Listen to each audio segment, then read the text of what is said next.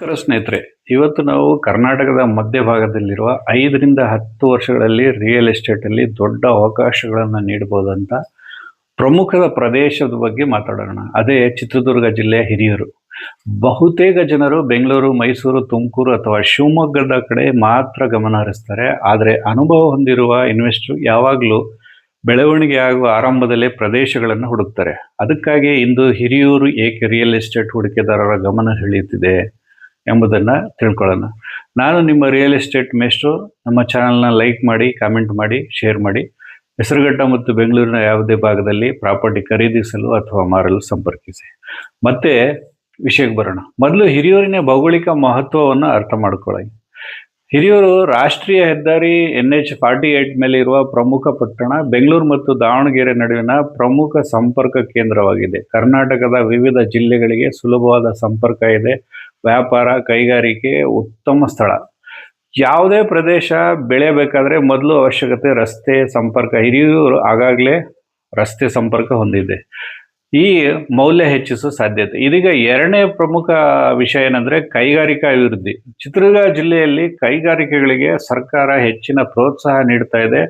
ಕೈಗಾರಿಕೆಗಳು ಬಂದಾಗ ಉದ್ಯೋಗಗಳು ಹೆಚ್ಚಾಗ್ತವೆ. ಉದ್ಯೋಗಗಳು ಬಂದರೆ ಜನಸಂಖ್ಯೆ ಹೆಚ್ಚಾಗುತ್ತೆ. ಜನಸಂಖ್ಯೆ ಹೆಚ್ಚಾದರೆ ಮನೆಗಳ ಬೇಡಿಕೆ, ವಾಣಿಜ್ಯ ಕಟ್ಟಡಗಳ ಬೇಡಿಕೆ, ಜಮೀನಿನ ಬೆಲೆ ಸಹಜವಾಗಿ ಏರುತ್ತೆ.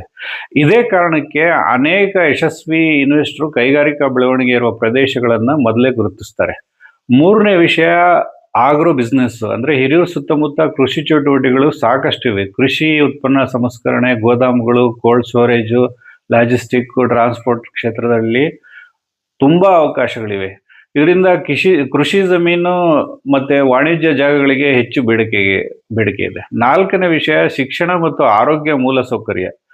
ಯಾವುದೇ ನಗರ ಬೆಳೆಯಬೇಕಾದ್ರೆ ಶಾಲೆಗಳು, ಕಾಲೇಜುಗಳು, ಆಸ್ಪತ್ರೆಗಳು ಮತ್ತು ಬ್ಯಾಂಕುಗಳು ಉತ್ತಮ ಮಟ್ಟದಲ್ಲಿರಬೇಕು. ಹಿರಿಯೂರಿನಲ್ಲಿ ಇವು ಕ್ರಮೇಣ ಅಭಿವೃದ್ಧಿ ಆಗ್ತಿದೆ.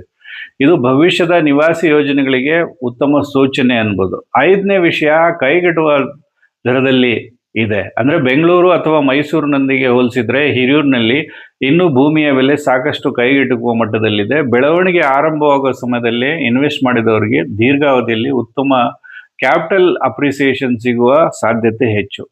ಆದರೆ ಕಡಿಮೆ ಬೆಲೆ ಇದೆ ಎಂದ ಮಾತ್ರಕ್ಕೆ ಖರೀದಿ ಮಾಡಬಾರ್ದು. ಸರಿಯಾದ ಸ್ಥಳವನ್ನು ಆಯ್ಕೆ ಮಾಡ್ಕೊಳ್ಳಿ.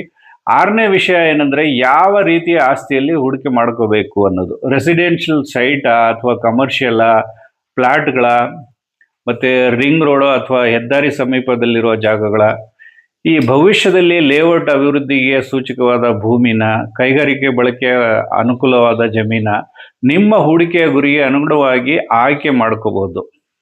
ಏಳನೇ ವಿಷಯ ಯಾವ ಪ್ರದೇಶಗಳನ್ನು ಗಮನಿಸಬೇಕು. ರಾಷ್ಟ್ರೀಯ ಹೆದ್ದಾರಿ ಸಮೀಪದ ಪ್ರದೇಶಗಳು, ಭವಿಷ್ಯದಲ್ಲಿ ಕೈಗಾರಿಕೆಗಳು ಬರಬಹುದಾದ ವಲಯಗಳು, ಈ ವಸತಿ ಯೋಜನೆಗಳು ಬೆಳೆಯುತ್ತಿರುವ ಭಾಗಗಳಲ್ಲಿ, ಶಾಲೆ, ಆಸ್ಪತ್ರೆ, ಬಸ್ಸು ನಿಲ್ದಾಣ, ರೈಲು ಸಂಪರ್ಕ ಇರುವ ಪ್ರದೇಶಗಳಲ್ಲಿ, ಈ ರೀತಿ ಸ್ಥಳಗಳನ್ನು ಭವಿಷ್ಯದ ಬೇಡಿಕೆ ಹೆಚ್ಚಾಗುವ ಸಾಧ್ಯತೆ ಹೆಚ್ಚು.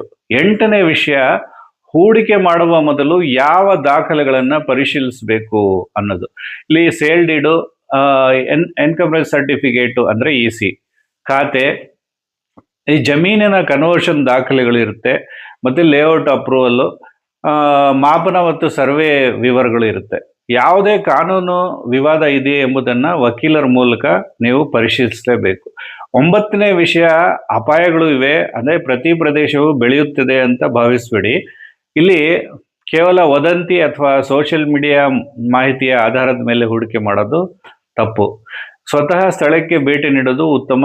ಸರ್ಕಾರದ ಅಭಿವೃದ್ಧಿ ಯೋಜನೆಗಳನ್ನು ಪರಿಶೀಲಿಸಬೇಕು. ಸ್ಥಳೀಯ ಜನರೊಂದಿಗೆ ಮಾತನಾಡಿದ್ರೆ ನಿಮಗೆ ಇನ್ನೂ ಚೆನ್ನಾಗಿ ಗೊತ್ತಾಗುತ್ತೆ. ನಂತರ ಮಾತ್ರ ನಿರ್ಧಾರ ಮಾಡಿದ್ರೆ ಒಳ್ಳೆಯದು. 10ನೇ ಮತ್ತು ಅತ್ಯಂತ ಮುಖ್ಯ ವಿಷಯ, ಹಿರಿಯೂರು ಈಗ ಹೂಡಿಕೆಗೆ ಸೂಕ್ತವೇ?